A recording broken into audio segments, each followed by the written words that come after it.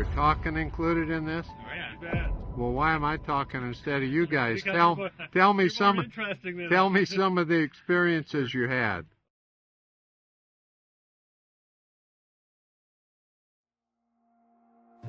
At the beginning of the project, it was kind of novel. It was unique for this kind of group to be put together and to go into the backcountry. Over time, you might think that it would become sort of routine, but it never did. This group was particularly well suited. This kind of travel is pretty intimate. You're with people inescapably for a period of time, and you really have to get along. And it was just, I think, just luck that we were who we all were. It's not just luck, but it required that everyone needed to be committed to this thing in a way that made it work. So we were compatible in the first place, but we all were willing to do what we needed to do to make it happen, both in organizing it and in actually doing it. For the photographers, the opportunity is unique. The chance to get into these places fully supported is just a remarkable opportunity as an individual. And then on the other hand, we've developed a friendship amongst us that is compelling in its own right. So the style of this kind of travel is attractive also. So you get the benefit of both. This is life enhancement at one level, but it's also professional opportunity. It's not something you could do in either realm in the normal course of a life. You wouldn't have this mix of opportunities and personalities in any other way. It's very hard to walk away from that. I agree. It's mighty fine.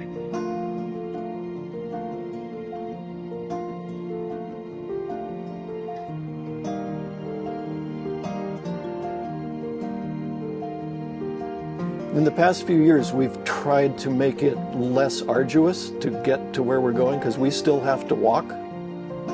So we've been using trailheads that were at higher altitudes and base camps that were not as far away. And it still allowed us to get into places that were spectacular and unique in the Sierra, but not necessarily as hard won.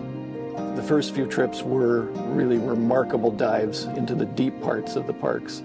And we're older, and I don't think we're as capable, and it just wouldn't be prudent to be doing those things anymore. But we've figured out ways to keep doing this, and I think we will continue to do that until we actually can't.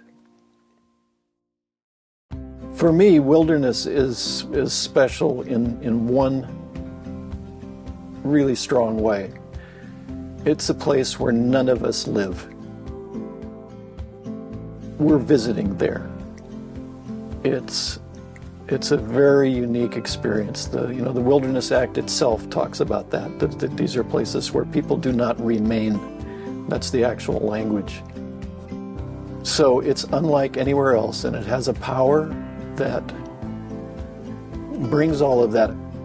We're pretty well protected out there. We're careful. We bring the things that we need.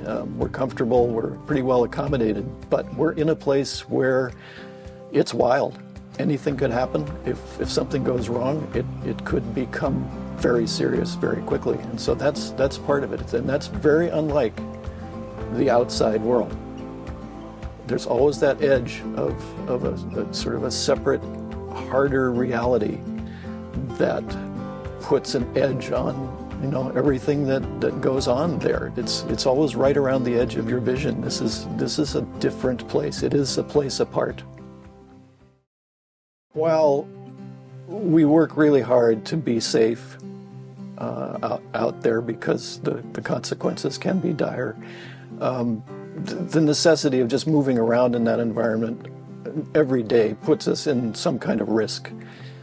If you put a foot down wrong, it happens just like that. And so the call to go a little higher, a little farther is an essential part of working out the details of the trip, especially if we work out of a base camp. you can work the stuff close by in a day or two, but then you've seen a lot of other things that are out there, and so you want to get a little further and a little deeper. So yeah, I've definitely been in places where I was aware that I was taking a significantly larger risk and tried to bring more attention and more skill to what I was doing, just to be more careful, literally careful about where I was putting my feet and thinking about where I was and what I was doing. And a lot of that had to do with actual rock work, climbing specifically, and making sure that if I was going up that I could figure out a way that I was going to get down, things like that. While we go out as a group, very often we operate more as individuals. Actually, when we're out shooting, it's not uncommon to go out alone and bump into somebody, somewhere an hour down the trail. The people have similar ideas about where they're going to go on a given day, but don't necessarily discuss it.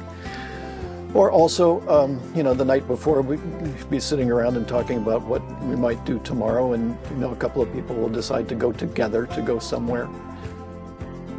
But it's variable. There is no standard practice for that. I would say I spend most of my time by myself, and I think that's true for everybody else.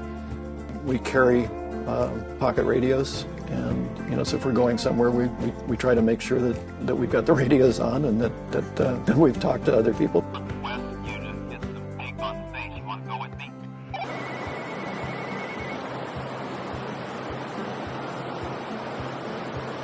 This is John, testing channel 15.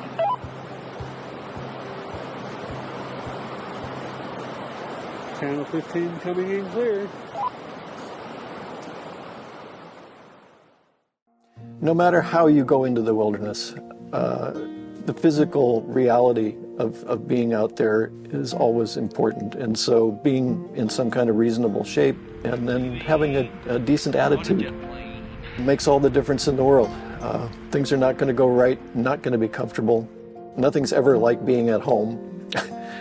And that, there's some good in that, but there's also just from a purely comfort level, you have to be somebody who can just say, screw it, I'm here, I'm going to do this, and it's great. When it's of course not, it's cold, and the food is difficult sometimes, and it's like, it's not always the way you would have it, but it's worth it. One of the questions is, you call yourselves First Light, that means you got to be up early and all that, and it's the mountains. You're 10,000 feet, sometimes more. So there was one trip where we were all up, gathered around in the morning, trying to get a cup of coffee, and it was 9 degrees. I got it. Well, but everybody had already been up and gone out and taken some pictures, and that was coming back in later to get coffee at 9 degrees. So you get up, you go out, and you do it, because 2 weeks from now you're going to be back at home in your warm bed, and you can't do that from there. This is the only place and the only time that you can actually do these things. So the attitude is just go do it. Absolutely. So yeah, there was the time 9 degrees, and then there was the time 99 degrees. Yeah. One might wonder why we need to go with so many photographers into a single place, because our protocol is to go one place, set up a base camp, and then work out from there, but always coming back to it. So unlike a classic backpacking trip, we're not running a string of locations, and we're staying in one place and really kind of finding the depth of what's there. So the question would be, why can't you do that with just like one person? And the answer is that we are very different in what we see out there.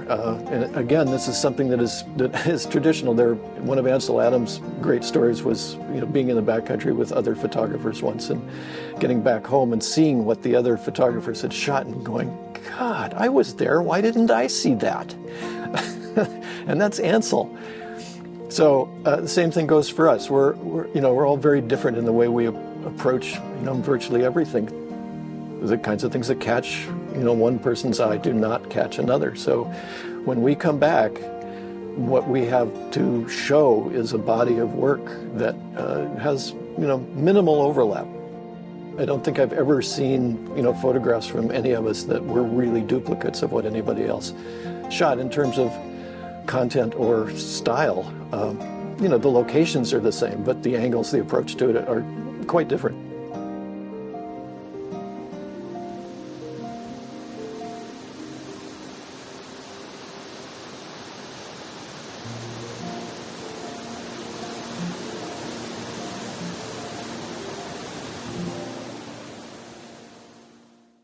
The unique problem of getting photography of the backcountry is the gear. It's one thing to be carrying a pocket camera and backpacking. It's another to be carrying, large format or heavy digital equipment with all the necessary accoutrement that goes with it. So it required lifting not just our gear to survive out there, but another maybe 50, 60 pounds of gear per person. Which is essentially the limit for backpacking. So in the past, to take that kind of gear into the park, you'd have to be carrying 100 pounds or more, which is not something that basically anybody can do. So that's where the mules come in.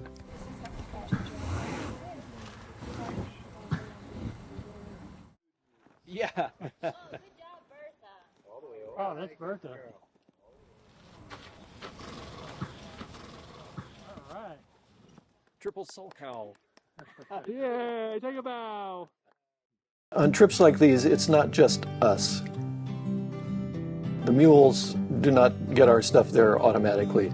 They need people to help them get there. And this brings us to the packers and the pack station culture that makes all of that possible. And it's a wonderful thing because it's, at least for anybody that has, a fondness for, old times, it could be any time between now and 1840.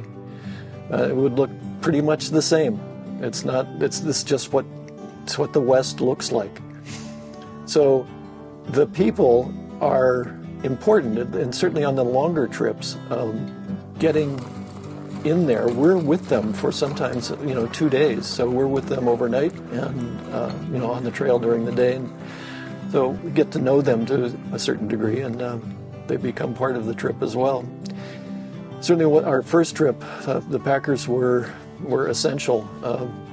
That was such a long in, and they were so good at what they did. They got, besides having an overnight, we had a massive Sierra thunderstorm that was just right over our heads. The thunder, there was no distance between the lightning and the thunder. It just banged in there, and we were in a place that was hardbound with granite, and it was physical. The thunder would go off, and just everything would just shake.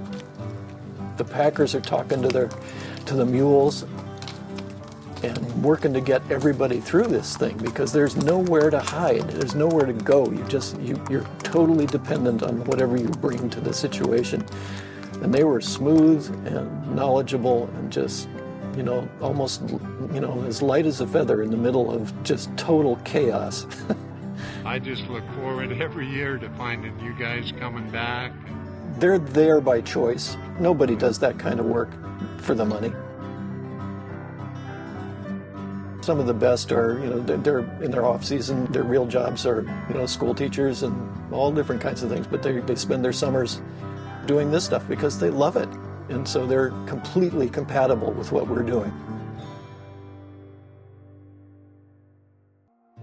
I think wilderness is a benefit for everybody, even if they never go, even if they don't know it exists, which is really odd. The fact that it's there, if they decide at some point or they discover something and they say, I want to see that, the only way it's going to be there is if it's a protected thing. And it's especially true if you look into the future, that the only way anybody's going to have the choice is if it's protected now.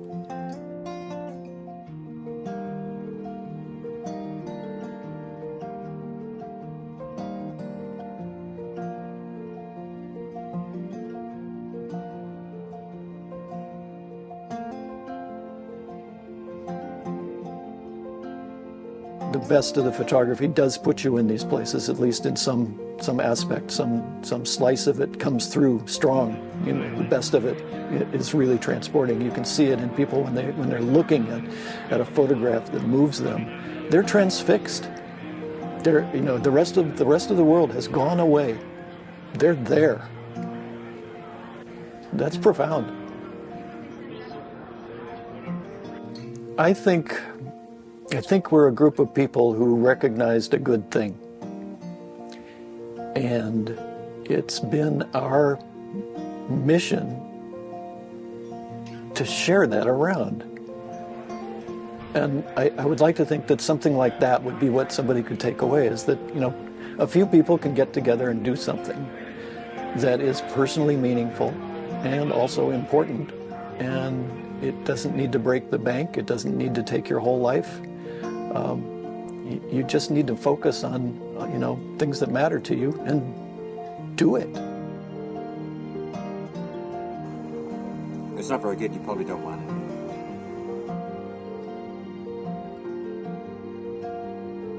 More than anything else, I think, in my life, other than, you know, my family,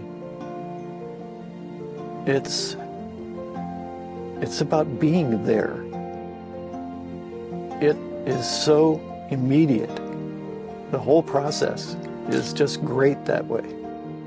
It rolls me into a place where I am so in the moment, engaged and alive, I guess. There isn't much else, you know, in my life that I've experienced that's anything as compelling as one of these trips. The highlight of my life. Oh.